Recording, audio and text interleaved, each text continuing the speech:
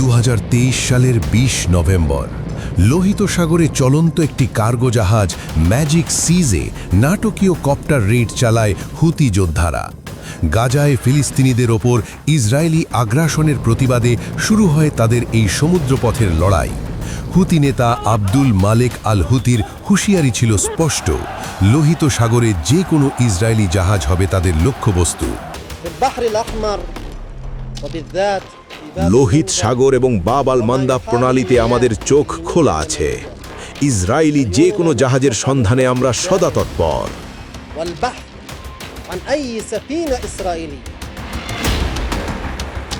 সেই শুরু। এরপর একে একে রুবিমার, ট্রু কনফিডেন্স এবং সুনিয়নের মতো জাহাজগুলো লক্ষ্যবস্তু হয়, কখনো ড্রোন, কখনো অ্যান্টিশিপ মিসাইল।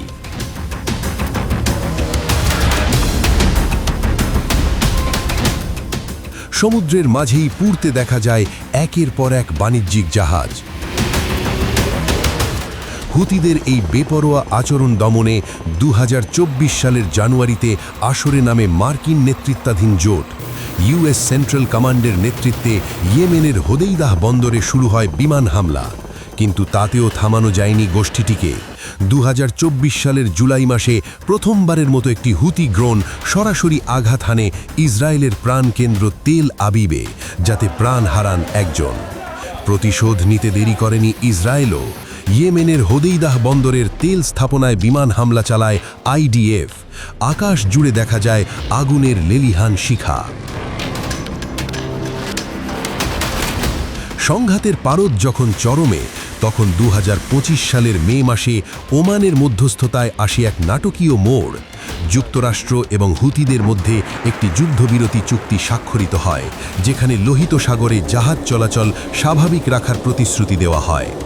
তবে সেই শান্তি দীর্ঘস্থায়ী হয়নি।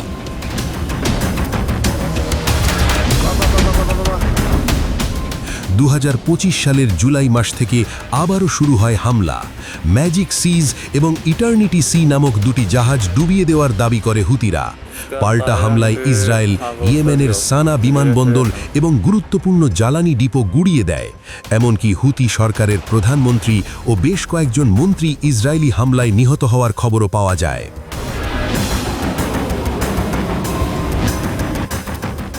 2025 সালের সেপ্টেম্বর মাসে ইসরায়েলের ইলাত শহরে ড্রোন হামলায় আহত হন অন্তত 20 জন। সর্বশেষ ডিসেম্বরে হুতিদের মিসাইল আঘাত হানে তেল আবিবের একটি স্কুলে।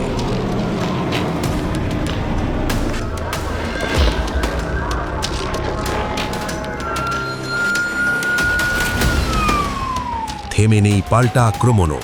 সম্প্রতি ডোনাল্ড ট্রাম্পের হোয়াইট হাউস থেকেও হুতিদের বিরুদ্ধে কঠোর ব্যবস্থা নেওয়ার হুঁশিয়ারি দেওয়া হয়েছে।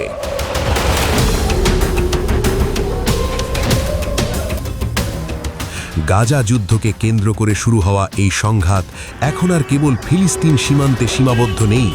ইয়েমেন থেকে তেল আবিব, পুরো অঞ্চল এখন এক অন্তহীন যুদ্ধের মুখে। শান্তি আলোচনা বারবার থমকে যাচ্ছে ক্ষেপণাস্ত্রের গর্জনে।